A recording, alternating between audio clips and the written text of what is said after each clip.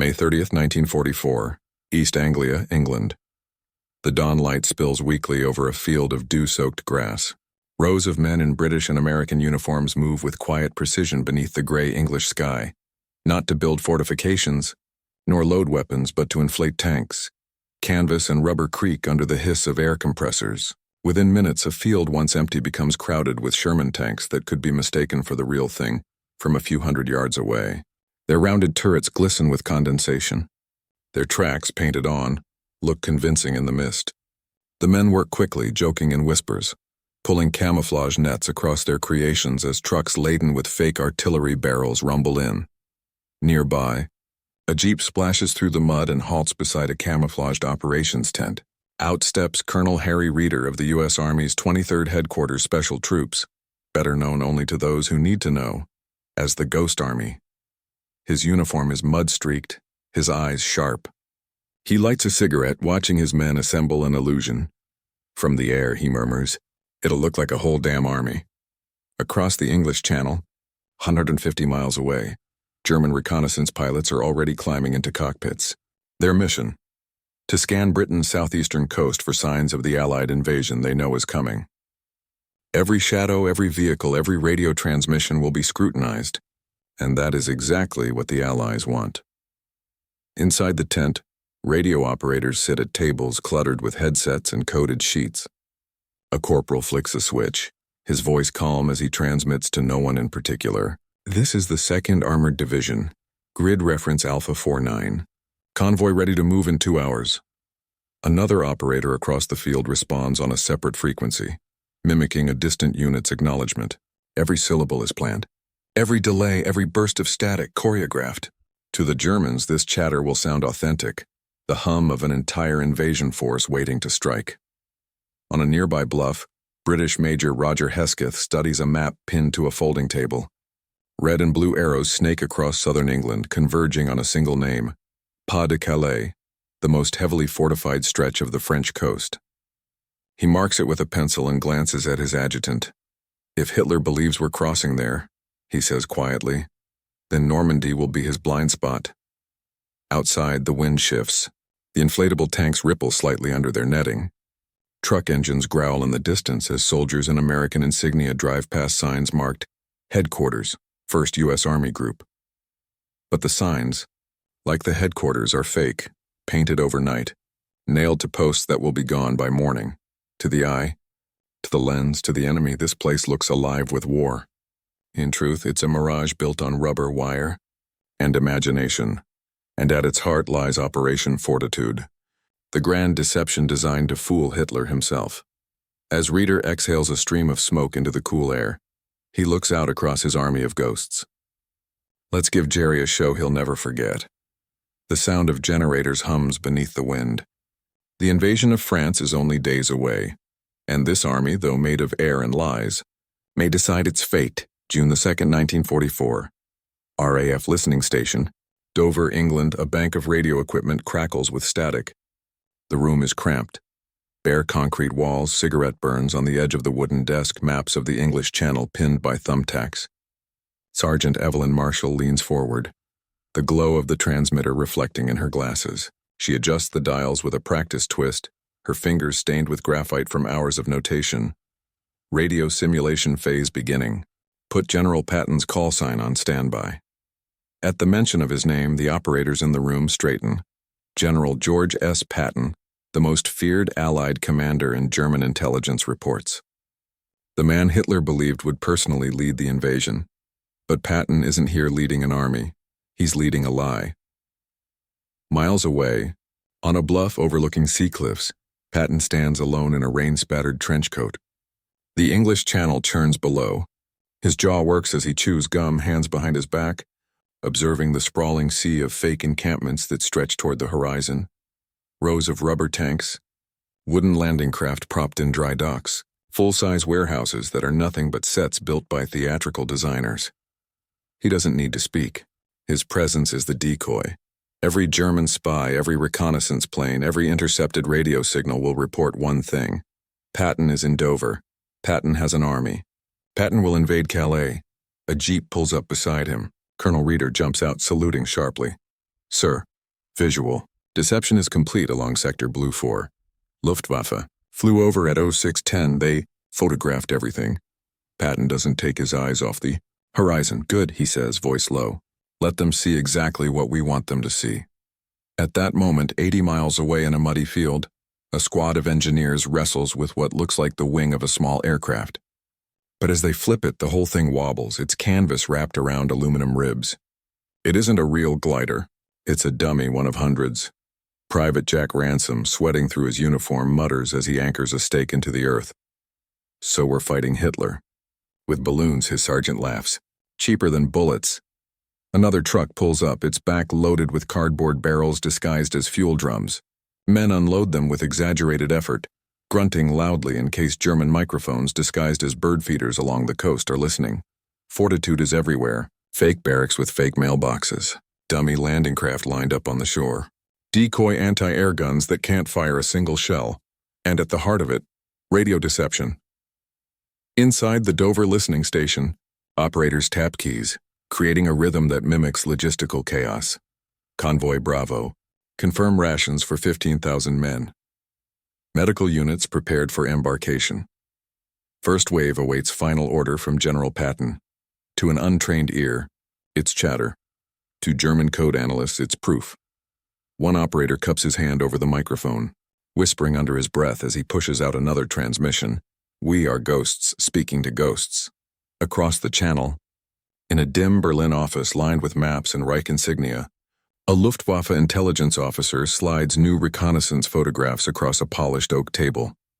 General Alfred Jodl studies them. Lines of vehicles, stacks of ammunition crates, landing craft ready to launch toward France. He taps the image with a pencil. Calais, he states confidently. This is where they will strike. He circles the photograph in bold black ink. On the map behind him, Normandy, just 200 miles southwest, remains lightly defended. Barely a fraction of the artillery. Tanks dug into hedgerows, soldiers lounging in sun-baked farm fields, unaware of the storm gathering. Hitler has been deceived. But the deception must hold. Because if the Germans realize too soon, Normandy dies June 4, 1944, 22:15 hours. Secret Deception HQ, London, beneath a theater that was once used for Shakespeare rehearsals. Colonel Reeder and Major Hesketh stand over a long conference table. The only light comes from the overhead bulb and a dozen pins marking troop positions. Patton's decoy army is now deployed in force. From this hidden room, the final radio orders will be broadcast to signal the impending attack. A young intelligence officer steps forward. Sir, Luftwaffe reconnaissance will fly over again at dawn. They'll confirm that Patton's forces haven't moved. Hesketh nods. That's the whole point. We need them to believe we're still preparing to invade at Calais, even after we've already left. Outside, thunder rolls over London. The power flickers. D-Day is in 36 hours. The invasion fleet, thousands of real ships, will soon slip away from English harbors under the cover of night. If the Germans catch wind of it, Allied soldiers will die by the tens of few, thousands on the beaches. Colonel Reeder grips the edge of the table. Let's make sure Hitler stays blind, he signals the operator. Begin transmission. The ghost army speaks, and somewhere, lightning flashes above the channel. June 5, 1944, 0140 hours, Portsmouth Naval Harbor, southern England. Rain hammers against steel hulls. Wind howls through the rigging of hundreds of ships packed into the harbor like wolves shoulder to shoulder. Sailors in soaked uniforms jog across slippery decks, securing ropes, tightening canvas covers, loading final crates of ammunition and rations. Floodlights sweep over ships' names stenciled on their bows. Destroyers, troop transports, landing craft, all shrouded in blackout paint and fog like ghosts emerging from another world. Private Thomas Daly stands on the deck of LCI-94, clutching the cold railing. His breath fogs the night air. He's no ghost army decoy. His rifle is real. His orders are real. The fear twisting in his gut is real. He watches as officers march along the dock, clipboards in hand. Move fast, one shouts. The channel window is short. Daly swallows hard. He doesn't know it, but as he stares into the dark channel, the Germans watching from across the sea think this harbor is quiet tonight, because the Ghost Army and Operation Fortitude have drawn their gaze elsewhere. 6 miles inland, deep in a wooded valley near a railway line, Colonel Harry Reeder stands on a raised platform staring at a massive canvas wall. Painted on it in perfect perspective is an entire shipping yard, cranes, dock warehouses, even the silhouette of a landing craft. It's not a real harbor. It's a stage set. Men scurry below, adjusting floodlights angled to mimic moon reflection on imaginary ship hulls. Speakers hidden in bushes pump out the recorded sounds of engines and clanking chains. A truck backs in, headlights bouncing off a fake fuel drum stack. Sergeant Ransom leaps out into the mud, struggling to tighten a rope around a wooden beacon tower. "Reader," he shouts over the rain. "Tape reel's running. Harbor noise is live," the colonel nods. This field of illusions, this fake harbor, is being monitored by German aerial reconnaissance and listening posts, not Portsmouth. Not Southampton. Here, he turns toward his radio man. "Send the traffic." At once, transmitters crackle to life. Shipping delays acknowledged. First wave postponed pending weather. The illusion is perfect. Across the English Channel, German 15th Army Headquarters, Saint-Germain-en-Laye. The room buzzes. Officers lean over a reconnaissance map like vultures around a carcass. Aerial photographs still drying on string lines show a massive buildup in southeast England. Fake ships lined up like dominoes. Dummy tanks crawling along roads and constant radio chatter from Patton's Phantom 1st U.S. Army Group, FUSAG. General Hans von Salmuth slams his hand on the table. They have not moved. The Calais invasion is imminent. He circles the Pas de Calais with a thick red pencil. Normandy is a diversion. This is obvious. Everyone nods, everyone is wrong. Back in Portsmouth, engines roar to life. The real fleet slips from the harbor, one destroyer at a time, moving without running lights. The only illumination comes from lightning flickering across the water like artillery flashes. Private Daly grips the railing tighter. He hears a sailor whisper to another, "Keep quiet. If the Luftwaffe spots us, we're dead." But the Luftwaffe pilots are asleep, grounded, convinced their enemy hasn't even left port. Why? Because 2 hours earlier, they flew over Patton's decoy army and photographed fleets of mock landing, craft neatly lined up along the coast of Kent, ships that don't exist. Meanwhile, Dover, listening. Station. Sergeant Evelyn Marshall watches the giant clock on the wall tick. Down through 30 hours, she adjusts her headset and begins transmitting. "This is 1st U.S. Army Group Command. Report ammunition storage status. Repeat, report ammunition storage." Her voice is monotone. "Professional." Another operator replies from a different corner of the room, imitating a distant unit. "Ammunition secured. Awaiting final assault order." They're lying. The Germans believe Patton's force is still building up for an invasion that will never come. Not tonight. Not ever. 0300 hours. Aboard LCI 94, wind howls. Waves slap against the hull. Private Daly finally spots movement on the water ahead. Dark shapes forming a vast, shadowy armada. Transport ships, battleships. Minesweepers cutting channels through the sea. The real invasion has begun. The deck officer calls out, "All engines ahead. Maintain silence." Daly's heart slams in his chest. He leans toward the soldier beside him, their helmets nearly touching. "Do they know we're coming?" The man shakes his head. "Not yet." 100 miles behind them, the Ghost Army keeps transmitting. Convoy Bravo delayed. Patton will not authorize movement until storm clears. Those messages are intercepted by German monitoring stations. And believed, Fortitude is holding. At 0530 hours, as the first hint of gray touches the horizon, Daly sees a massive battleship break through the mist. USS Nevada, guns trained toward France. The water trembles with thunder as one turret turns. In the silence before the storm, Daly realizes something. He is part of the real war, but somewhere out there, men are risking their lives to make Hitler look the wrong way. He whispers into the wind. Thank God for the fake army. The Nevada fires. The sea erupts with light. June 6, 1944. 0650 hours. Off the coast of Normandy, smoke rolls across the surface of the sea like fog from a dying world. Battleships thunder their guns toward the beaches. Utah, Omaha, Gold, Juno, Sword. Thousands of shells cut flaming arcs through the gray morning as landing craft grind through the waves below. The air tastes of salt, diesel exhaust, and fear. Private Thomas Daly grips his rifle hard enough to whiten his knuckles. He crouches inside the metal belly of the landing craft. The roar of artillery and machine gun fire from the cliffs ahead shakes every bolt and rivet. The coxswain yells over the chaos. 30 seconds! Daly's stomach flips. 10 feet away, a soldier vomits into his helmet. No one laughs, not today. He closes his eyes. He doesn't pray to survive. He prays the deception holds.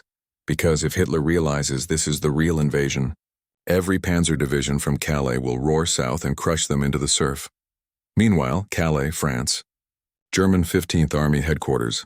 A radio operator bursts into the planning room, headset still around his neck. Message from High Command. Allied ships sighted off Normandy. The officers pounce. General Alfred Jodl snatches the report, scanning it. For a moment his eyes widen. Normandy, the very place they dismissed. He reaches toward the phone to relay orders to reposition the armored divisions south. But another officer, a tall, tight-lipped colonel with a monocle, slams down fresh reconnaissance photographs from just 2 hours earlier. Rows of landing craft. Patton's army in Kent, same position, unmoved. He taps the photographs with one rigid finger. This is the real invasion. Meaning Normandy isn't. They remain frozen. They believe what the Ghost Army wants them to believe. 100 miles away. Dover. Sergeant. Evelyn Marshall sits rigidly in front of her radio desk. Her earphones press deep into her skull. Sweat streaks her temples under the heat of the equipment. One wrong transmission, one pause too long, and everything collapses. Her voice has to sound calm. This is 1st U.S. Army Group Command. Weather unfavorable. Patton orders delay of assault. Her hands tremble just slightly. Behind her, Major Roger Hesketh stands with arms crossed, eyes glued to the wall map. Pins and colored strings track German. Intercept activity. They bought it, he whispers.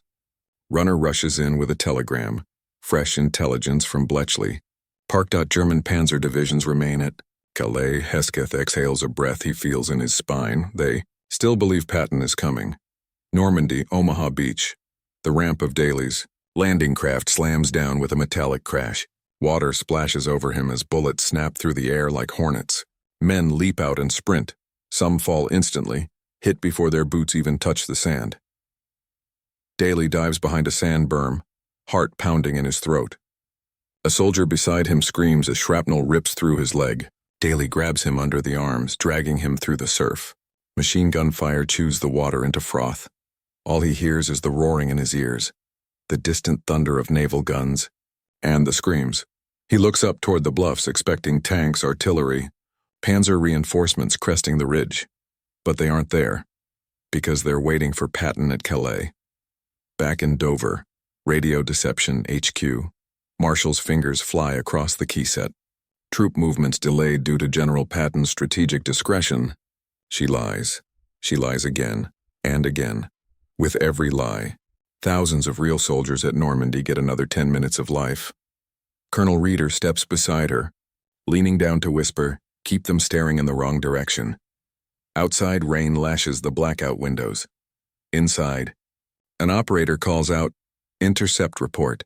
German High Command still assessing Normandy as a diversion."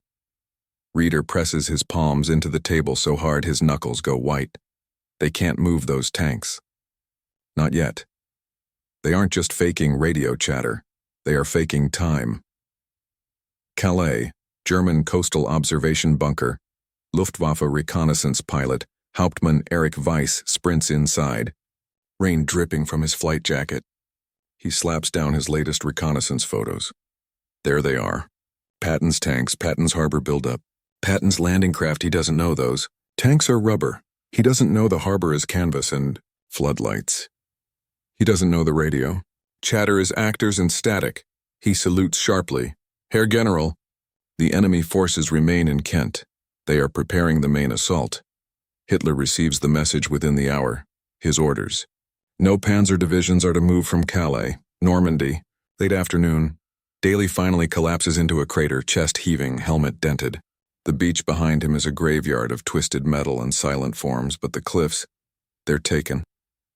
Soldiers stream inland through the breach. He stares across the battlefield. Realization dawning. We made it. A British officer lands beside him, panting. "Not we, lad," he says, clapping Daly's shoulder. A whole bloody army of phantoms kept Jerry looking the other way. Daly laughs once, a choked, stunned breath. A fake army saved a real one. Ghost Army HQ, Colonel Reeder stands in the rain, coat dripping, listening as the reports flow in. Normandy is secure. Patton's Phantom Army held the Germans in place for 2 more weeks. Enough time for real troops to pour into France. Reeder whispers to himself. Almost a prayer. Inflatable tanks. Wooden planes. Actors with radios, he shakes his head. And we fooled Hitler. June 18, 1944. Somewhere near Ashford, Kent. Ghost Army staging area. For the first time in weeks, the rain has stopped. Canvas hangars sit silent across a field of trampled grass. Inflatable Sherman tanks gleam with dew, their rubber shells reflecting moonlight like the skin of sleeping giants. The floodlights that once made fake shadows of fake vehicles now sit dark. The roaring diesel engines that powered fake convoy sounds are silent. A jeep pulls up and Major Hesketh steps out, trench coat swirling. He freezes. The field looks like a carnival after the crowds have gone home. Deflated tanks lie collapsed in the mud, like carcasses of extinct beasts. Wooden landing craft, once arranged for reconnaissance planes to spot, sit abandoned on the grass like props after a theater performance. Miles of fake tire tracks, hand-carved with planks and rollers, lead to nowhere. Private Jamie Beckett approaches, wiping grease onto his pants. "We packing up, sir?" Hesketh nods slowly. The Germans finally moved their armor. Normandy's secure. The curtain falls, Beckett grins. Hell of a show. Inside the main bunker, radio room, Sergeant Evelyn Marshall sits alone at her terminal. The soft buzz of electricity fills the dim room.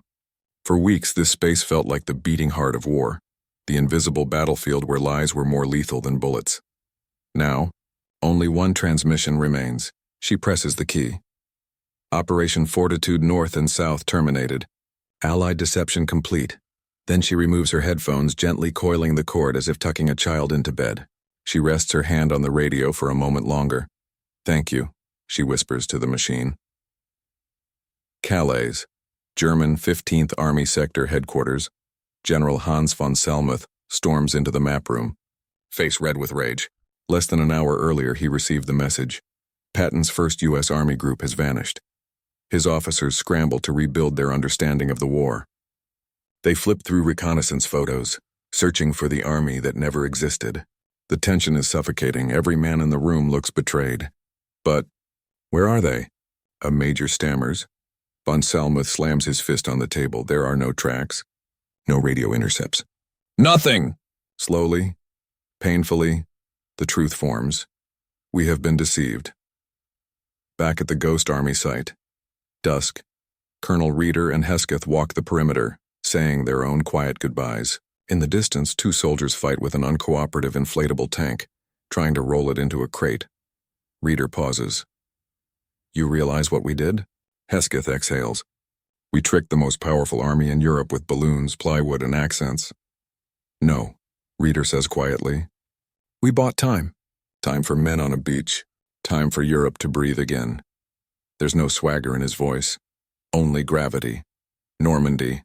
American Field Hospital. Private Thomas Daly lies on a cot, gauze wrapped around his shoulder. Nurses rush past him, the tent filled with groans and murmured prayers. A British officer, mud still caked to his uniform, stops at Daly's bedside. "You lads from the Ghost Army?" Daly asks. The officer shakes his head. "We're just the ones who got here because of them." Daly smiles through the pain. "They saved us, without ever firing a shot." Midnight, Ghost Army camp, the final truck loads up. Floodlights snap off. A vast field of shadows swallows the props, the fakes, the lies that saved an invasion. Colonel Reeder climbs into his jeep. "One day," he says quietly, "someone will tell this story." Major Hesketh smirks. "Only if they believe it." The jeep rolls away, taillights shrinking into the darkness, and just like that, the army that never existed disappears into the night. August 15, 1944. Washington, D.C. Pentagon, War Department Archives. The corridor hums with the dull vibration of ventilation fans. Fluorescent lights flicker overhead, turning officers' footsteps into a rhythmic echo. Two military policemen escort a locked steel briefcase down the hall. Its latches stamped with a single word in red ink, "Top secret, eyes only." The case contains everything: sketch maps, radio logs, inflatable tank specifications, photographs of plywood landing craft arranged on British beaches like props in a magician's act. A clerk flips open a manila folder stamped Operation Fortitude. His pencil trembles. "So this," he murmurs, "is how we fooled Hitler." He signs the cover sheet. Then, thud, he stamps it, sealing the folder shut. "Classified for 50 years. National security restricted." He slides the folder into a drawer so deep and dark that history itself disappears into it. No medals. No press conferences. No post-war parades. The Ghost Army becomes a ghost. July 1945. A pub in London. Victory celebrations thunder outside. Inside, the air vibrates with drunken laughter and clinking glasses. Accolades fly to pilots, generals, infantry, commandos. Posters of Churchill cover the walls, but at a small table in the corner sit Major Hesketh, Sergeant Marshall, and Private Beckett. Three ghosts from an invisible war. They nurse pints in silence until Beckett breaks it. "Ever wonder what would have happened if we failed?" Marshall doesn't hesitate. If the Germans hadn't believed Fortitude, they would have sent their armored divisions to Normandy. Omaha, Utah could have been slaughter. Hesketh taps the table with a single finger. Instead, they waited at Calais. Weeks wasted. Thousands saved. Outside, revelers cheer as fireworks burst above the Thames. Inside, the Ghost Army drinks to silence. Calais, German bunker ruins. Present day, seagulls circle above crumbling concrete. Salt wind hisses through rusted gun ports where heavy artillery once aimed at the empty horizon. Tourists take photos, unaware that these guns were pointed at shadows. Inflatable tanks, fake soldiers. A radio army that never existed. A tour guide gestures toward the channel. The Germans believed the real invasion would land here. They kept an entire army waiting. For ghosts, a child frowns. "How do you trick an army?" The guide smiles. "You make them believe what they already fear." Bletchley Park Museum Archive. Restricted storage room. A curator lifts a dusty cardboard box from a shelf. So, a photo of Patton standing next to an inflatable tank. It looks ridiculous, like a circus act gone wrong. The curator laughs softly. No one would believe this if there weren't pictures. He pins the photo to a display board. Visitors stare, eyes widening. This isn't theory.